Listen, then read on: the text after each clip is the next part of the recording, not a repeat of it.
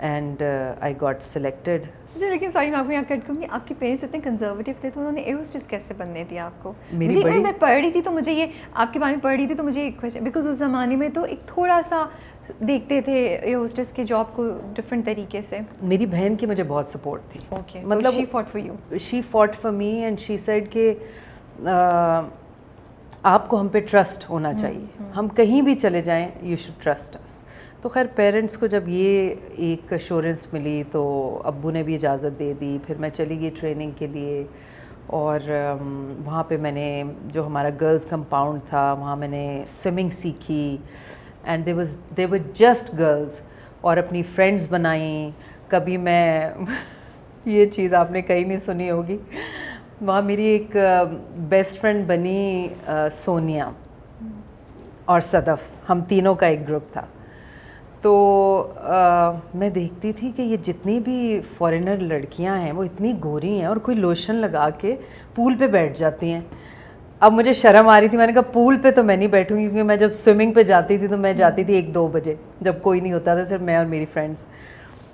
تو میں گئی اسٹور پہ, میں نے کہا یہ لوشن جو سوئمنگ پہ لگاتے ہیں وہ کیا ہوتا ہے؟ اس نے کہا ٹیننگ لوشن ہوتا ہے. میں نے وہ لے لیا, میں بلڈنگ کی چھت پہ چلی گئی اور وہ ٹیننگ لوشن لگا کے, اور میری فرینڈ نیچے ہی تھی, میں پھر نیچے آئی تو وہ دیکھ کے ہنسی, اس نے چیخ ماری, کہہ رہی ہے بھوت بن گئی ہو تم, بھوت. سعودیہ کی گرمی اور دھوپ, اور میں لیٹی ہوئی ہوں 1 گھنٹہ وہاں پہ, اور ٹیننگ لوشن بھی لگا لیا ہے میں نے.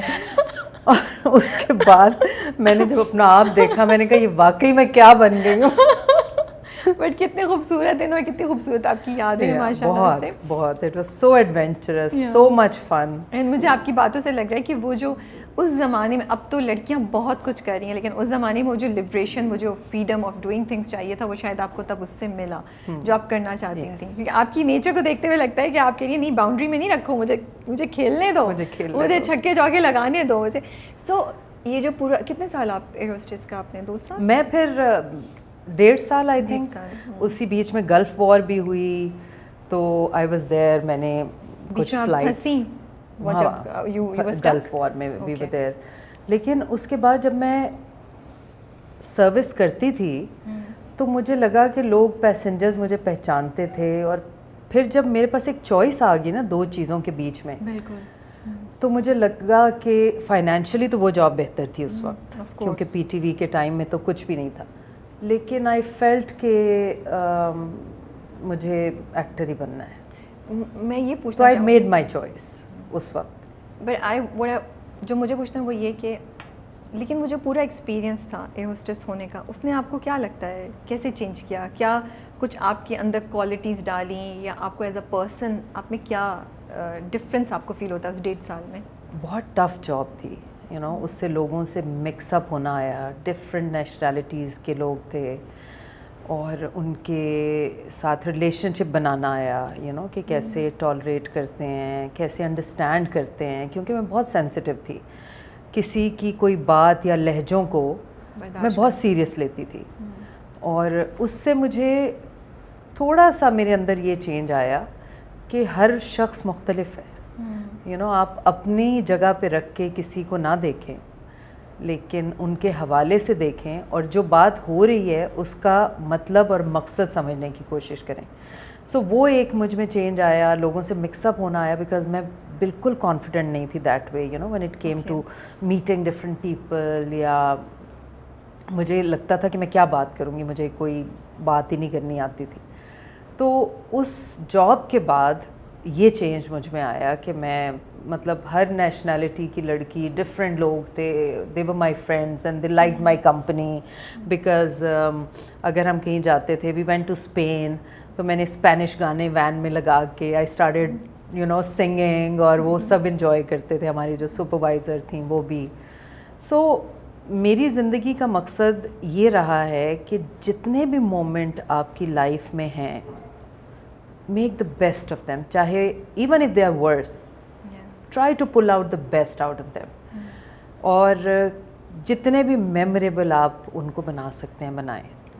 چاہے آپ ایک مدر ہیں, اپنے بچوں کے ساتھ آپ نے اپنی لائف بنانی ہے, یا بیکاز میری زندگی کا اب مجھے لگتا ہے کہ ایک مقصد ہے, I want to leave a mark when I'm no more, you know.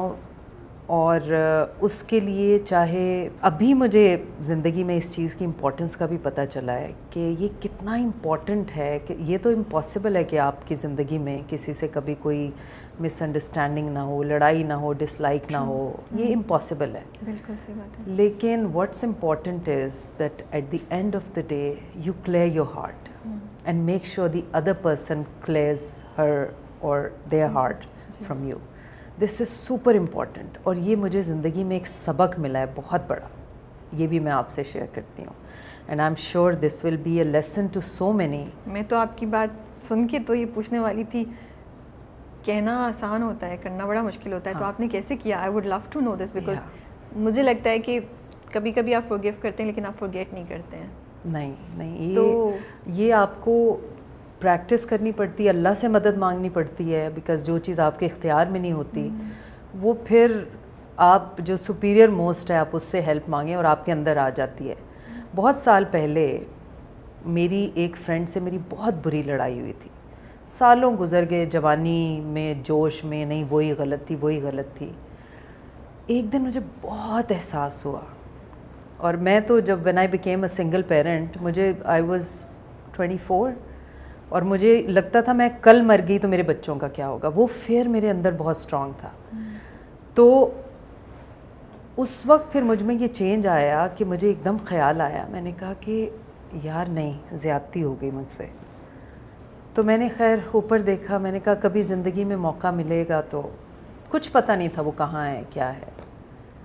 اگلے دن میرے بھائی میرے گھر آئے, یہ میرے لیے بہت بڑا سبق تھا, بہت بڑا سبق, اور جیسے پریکٹس میں آج تک کر رہی ہوں, اور میں سب لوگوں کو اسی لیے بتا رہی ہوں کہ یہ ایک ریزن کافی ہونا چاہیے آپ لوگوں کے لیے اپنا دل صاف کرنے کے لیے. اگلے دن میرے بھائی میرے گھر آئے, انہوں نے مجھے کہا تمہاری جو فلاں دوست تھی نا, اس کی بڑی بہن ہمارے کالج میں پروفیسر لگی ہے. میرے رونگٹے کھڑے ہو گئے. میں نے کہا مجھے اس کا نمبر چاہیے. خیر ہی سیڈ کیوں خیریت؟ میں نے کہا نہیں مجھے چاہیے. اگلے دن میں نے انہیں فون کر کے یاد کرایا کہ مجھے اس کا نمبر چاہیے. نمبر ملا مجھے, بڑے کانپتے ہاتھوں سے, آنسو بھرے ہوئے تھے آنکھوں میں, میں نے اسے کال کیا. میں نے کہا یار مجھ سے زیادتی ہو گئی تھی, پتہ نہیں اب تیرا میرا کرنے میں تو پھر کس کا قصور تھا, لیکن مجھ سے زیادتی ہو گئی تھی تو تم مجھے معاف کر دو. کہتی کوئی بات نہیں, اٹس اوکے. میں نے کہا نہیں, تم الفاظ کہو کہ تم نے مجھے دل سے معاف کیا. And I was crying. She said کیا ہو گیا شیگی؟ شیگی از مائی نک نیم. میں نے کہا نہیں یار میں کہہ رہی ہوں تم سے, تم کہہ دو تم نے دل سے معاف کیا. خیر اس نے مجھے کہا اور مجھے لگا کہ اس نے مجھے دل سے معاف کر دیا ہے. تو مجھے لگا کہ میرے دل سے ایک بہت بڑا بوجھ ہٹ گیا ہے. اور یہ چیزیں جو ہیں یہ اتنا ناسور بن جاتی ہیں آپ کے اندر کہ کبھی نہ کبھی زندگی میں یہ پھٹتے ہیں اور پھر پتہ نہیں کیا کیا بہا کے لے جاتے ہیں. صحیح بات ہے. اس بات کے ایک ہفتے کے بعد میرے بھائی کا مجھے فون آیا, اینڈ ہی سر تمہیں پتہ ہے اس کا مرڈر ہو گیا. اوہ گاڈ. مجھ سے چھوٹی تھی وہ اس وقت, شی مسٹ بی 30 اور آئی ڈونٹ نو واٹ. اور میں اتنا شاکڈ تھی اس بات سے, مجھے سمجھ نہیں آ رہا تھا کہ میں شکر کروں اللہ کا اس بات کے لیے جو اس کے جانے سے پہلے ہو گئی, یا اللہ تعالیٰ نے یہ پلان کیا تھا میرے اندر ڈالا, یا میں اس کی موت کا غم مناؤں کہ وہ اتنی ینگ ایج میں چلی گئی. And I don't know. لیکن اس انسیڈنٹ کے بعد میں اللہ کے تو ہمیشہ ہی قریب تھی. And I always looked up to him whenever I felt bad or sad or down. I still do. لیکن اس کے بعد تو میں سجدے میں گر گئی, اور میں نے اس دن سے اپنا یہ ایمان بنا لیا ہے کہ کبھی بھی کہیں پہ بھی کسی سے کوئی بات ہو جائے, ہو جاتی ہے, اٹس اوکے, اس کے بعد گلے لگا لیں, معذرت کر لیں, دل صاف کر کے وہاں سے نکلیں. اس کو پکڑ کے نہیں بیٹھے.